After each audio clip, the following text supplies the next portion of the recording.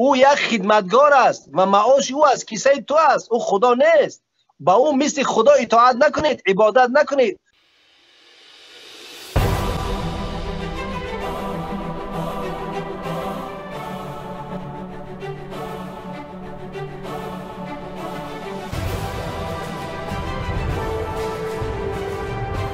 موقع من همین است که اگر مردم بخواهند هر چی دلشون خواست همون انجام میدن.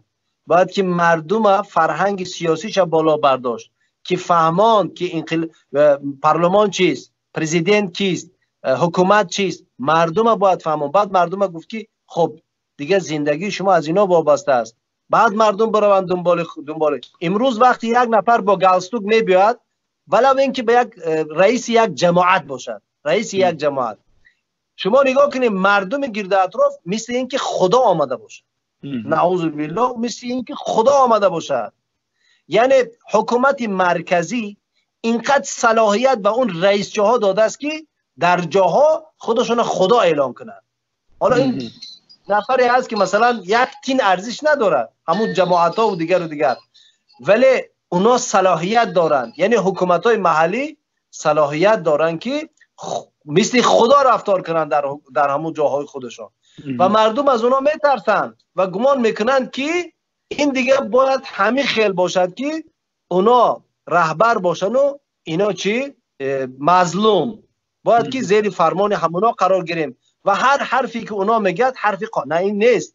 ما همین رئیس جماعتی که ما داریم، جماعت چورکران ما زندگی میکردیم، هفت رئیس جماعت زندان شد. 7 رئیس جماعت زندان شد.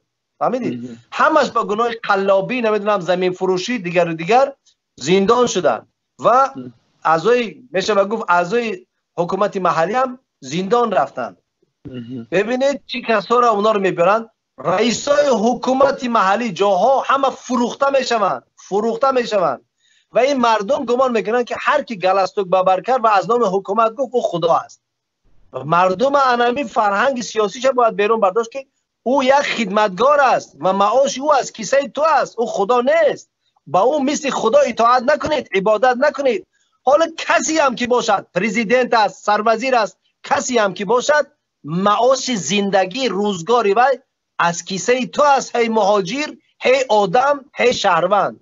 انا این فرهنگ در مردم بیدار کرد که وقتی که حقوقش پایمال شد، خیزت گوید گوش کن، از همین روز عبارت من دیگه به تو معاش نمیتیم، رو دیگه رهروی کن، رو دیگه مهاجرت کن. انا این فرهنگ وقتی بیدار کردی، مردم دنبال حقوق خودش که آمد، اون وقت دیگه وضعیت دیگر میشه.